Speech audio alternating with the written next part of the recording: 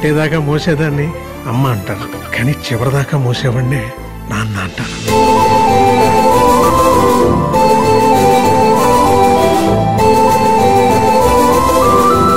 Arrange marriage అనేది text book లాంటిది, అక్కడ ఏది ఉంటే అది చదువుకోవాలి. అదే లవ్ మ్యారేజ్ అనుకో నోట్ బుక్ లాంటిది, నీకు ఇష్టం వచ్చింది రాసుకోవచ్చు.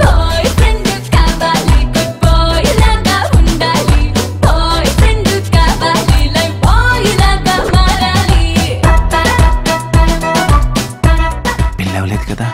లేదు. అయితే వదిలే సమస్య లేదా? ఏంటి?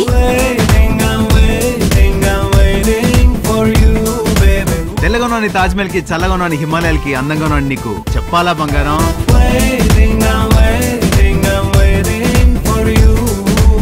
ఆ అమ్మాయి నా గుండె కిలికేసింది, లాగి పెట్టి ఓ మెలికేసింది. ఇంకో బిడ్డ కిలకేలా?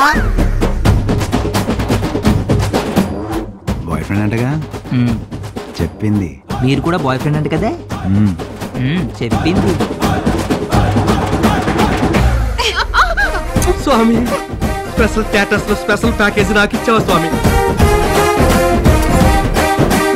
అమ్మ అయ్యల్ని నమ్ముకున్నావు అనుకో ఆకేసి అన్నం పెడతారు, అదే అమ్మాయిని నమ్ముకున్నావు అనుకో నాకేసి వదిలి పెడతారు.